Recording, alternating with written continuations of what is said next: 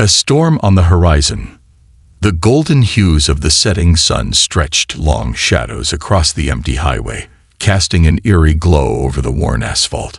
The wind carried the scent of dust and gasoline, the distant hum of engines breaking the evening silence. James Harlow had seen many battles in his lifetime. Some fought on foreign soil, others in the shadows of his own country. But none of them prepared him for the sight before him. A K9 German Shepherd, his loyal partner Hank, lay in the center of a circle of leather-clad bikers, his fur smeared with dirt and streaks of blood, his chest rising and falling with slow, labored breaths. James's grip on the binoculars tightened as he observed the scene from the cover of the dry brush across the road. His heart pounded, his breath steady, every muscle in his body coiled and ready. This wasn't just an attack. This was a message, and James intended to answer it. The Circle of Wolves. The Steel Serpents were notorious, a biker gang that operated on the fringes of the law. Trafficking, intimidation, black market deals. But this time, they had crossed a line.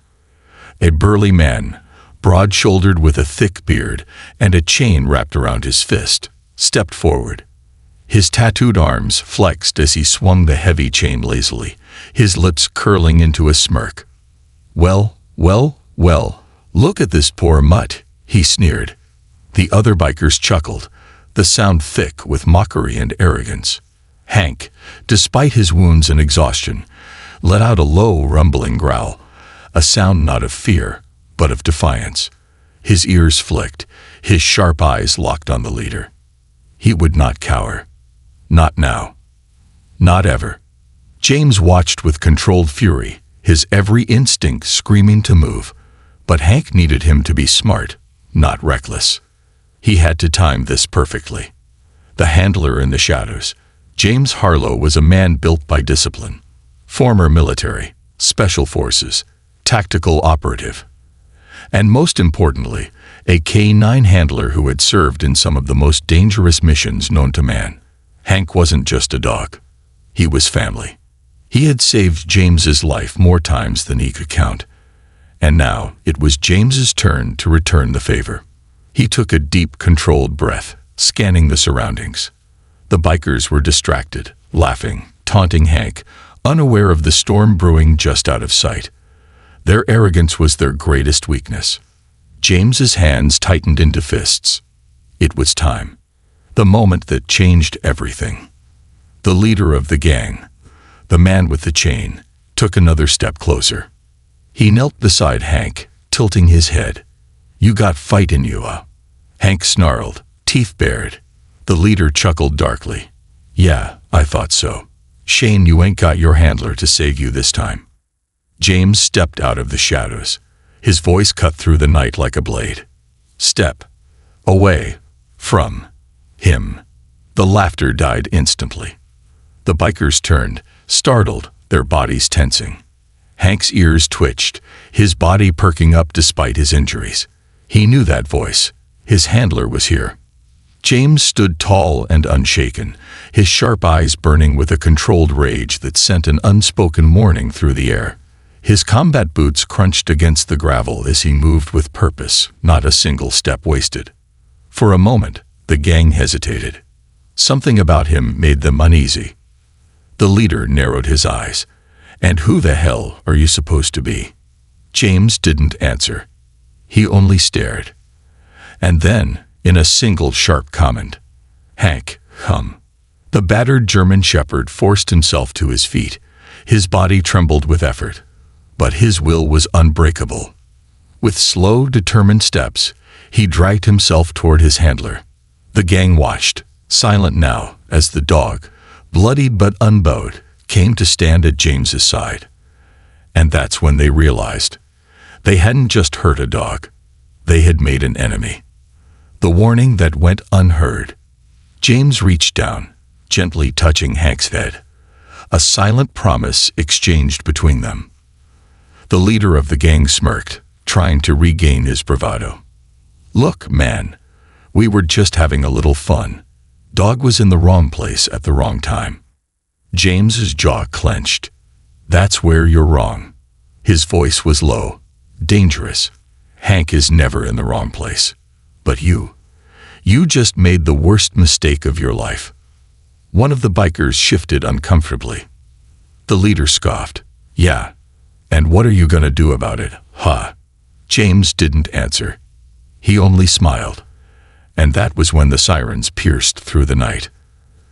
The gang turned sharply as the distant glow of red and blue lights flashed on the horizon. "You call the cops," one of them barked. James tilted his head. "You think I needed to?" The leader's expression faltered. "What the hell are you talking about?" James took a step closer, voice deadly calm. "I don't need backup to handle men like you." The gang went silent. James could see the shift in their stance, hesitation creeping in, doubt flickering across their faces. For the first time that night, they weren't laughing anymore. The beginning of something bigger. James knelt beside Hank, carefully examining his injuries. His partner had taken a beating, but he would recover. He was a fighter. As James was about to lift Hank into his arms, something caught his eye. A small metallic object, glinting under the dim streetlight. Frowning, he reached for it, turning it over in his hands. A USB drive. James's pulse quickened. What the hell is this? His instincts screamed that this wasn't just some random attack. The gang had been too deliberate, too confident. He looked up, meeting the leader's gaze. The man's expression had changed. There was something there now. Something James recognized. Fear. This wasn't over. Not even close. James exhaled slowly, his grip on Hank tightening. "You messed with the wrong dog." And now, he pocketed the USB drive. "I'm coming for answers." The price of loyalty. The night was far from over. James could still hear the distant hum of motorcycle engines, though the steel serpents had retreated into the darkness, their silhouettes disappearing beyond the horizon. They hadn't been defeated. Not yet. They were watching. Waiting. And that meant this wasn't over. Hank let out a slow, controlled breath as he rested against James's side. His fur, once sleek and powerful, was now streaked with dirt and dried blood. His muscles trembled from exhaustion, but his eyes still burned with the fire of a soldier. James reached down, gently brushing his fingers against Hank's fur, silently reassuring him. "We'll make it through this, buddy." But James's mind wasn't just on Hank. It was on the USB drive now burning a hole in his pocket. Something about the way the gang had acted, their deliberate cruelty, their arrogance, the fear in their leader's eyes when James found the drive, told him one thing. This wasn't random. Hank wasn't just in the wrong place at the wrong time. They had been targeted, and James Harlow was about to find out why. The road to answers. James moved quickly.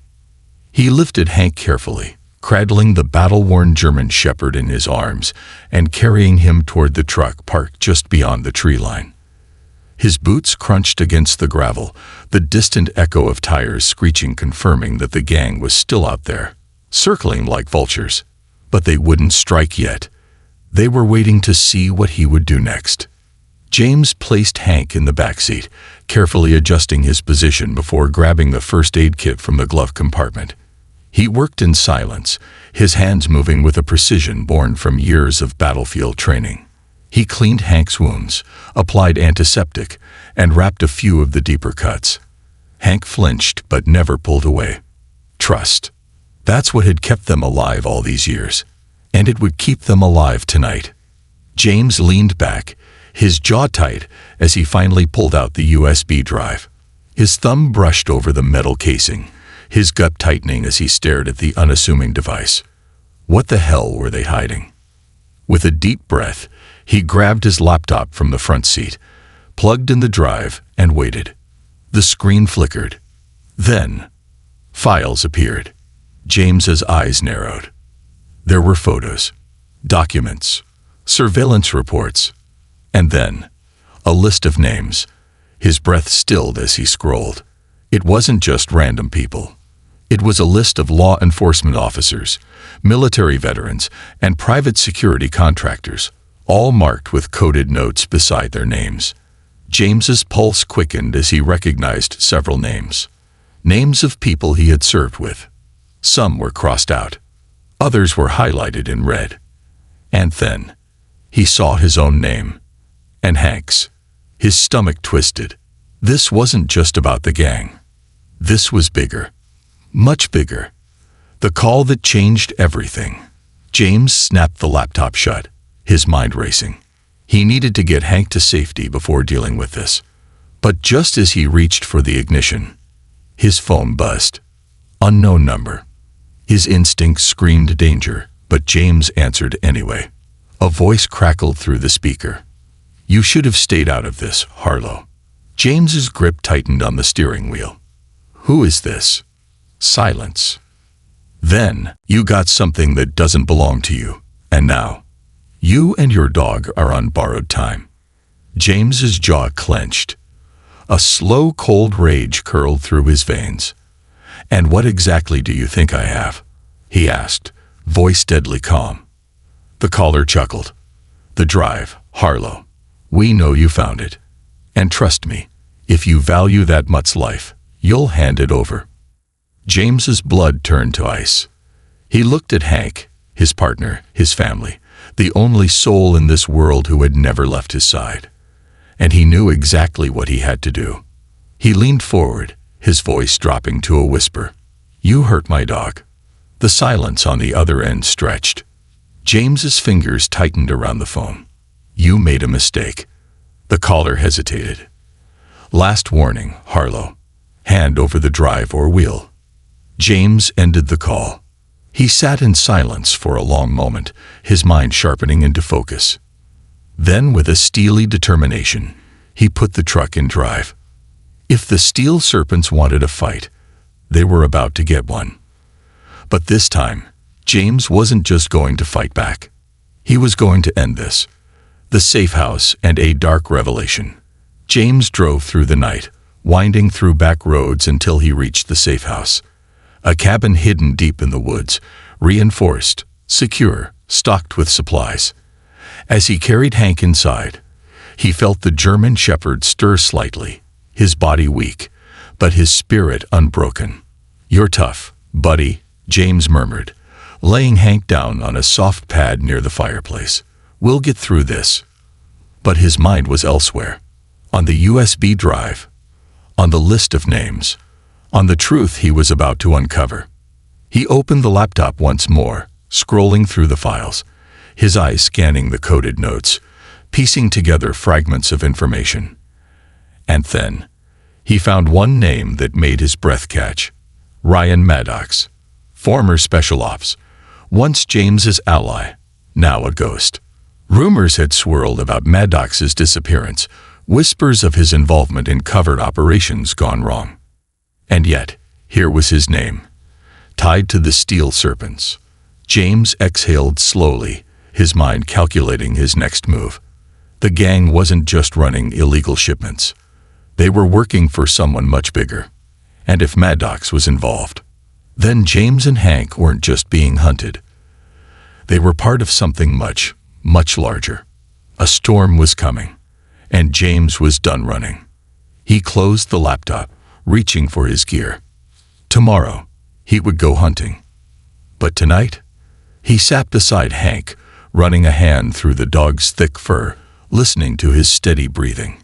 A promise passed between them. "We finish this together." Outside, the wind howled. The hunt had begun. The reckoning. The night was dark, but James Harlow's mind was sharper than ever. The steel serpents thought they could intimidate him. They thought he was just some former soldier with a wounded dog and no fight left in him. They were wrong. Because if there was one thing James Harlow had learned over the years, it was this. Never underestimate a man with nothing to lose.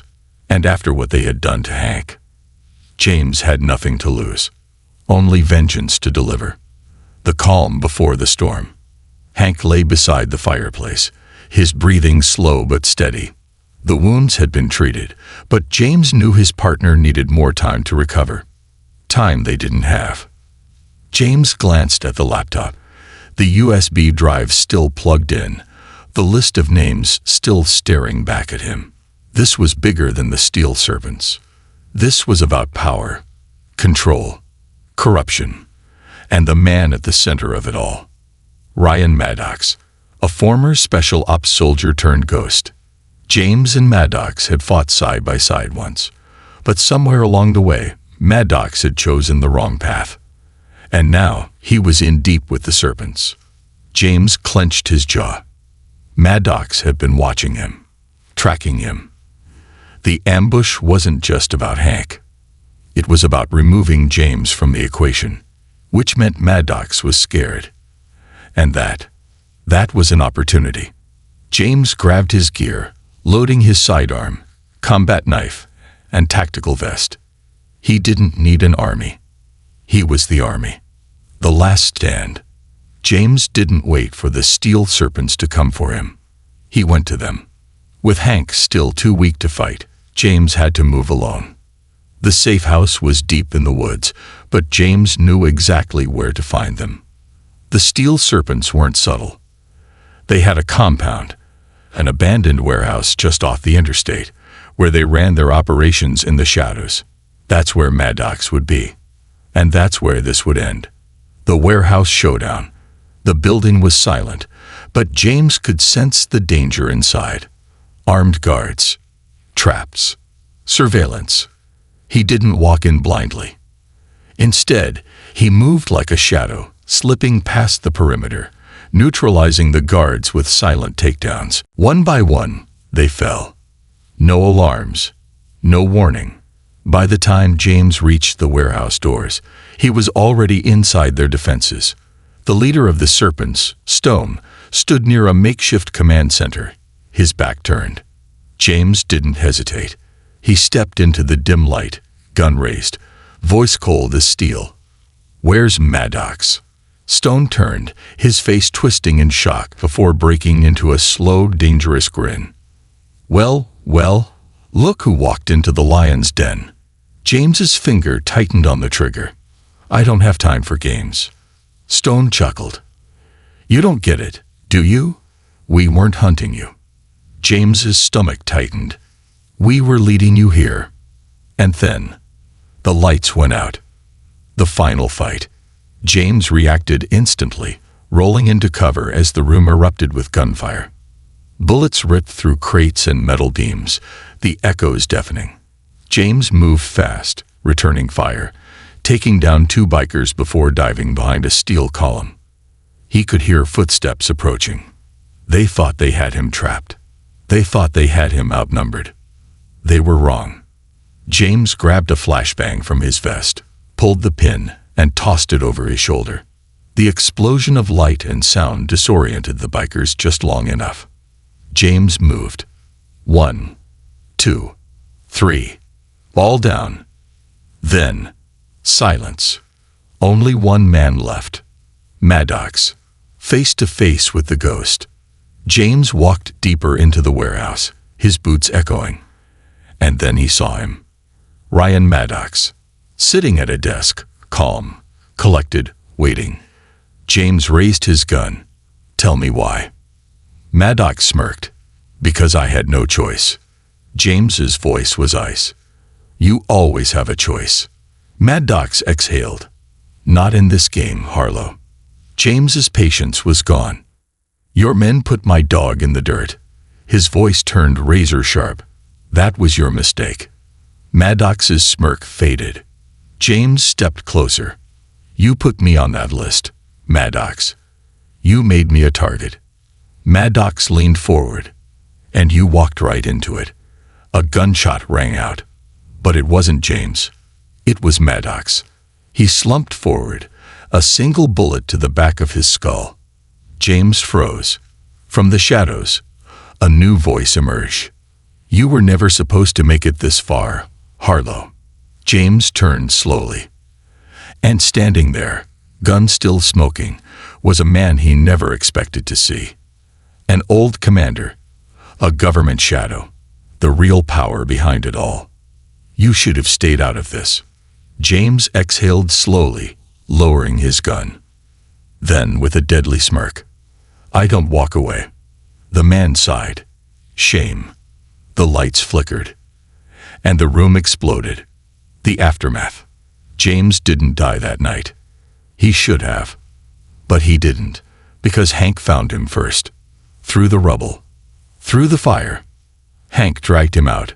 Broken. Bloody. But alive. The steel serpents were gone. Maddox was dead. But the war?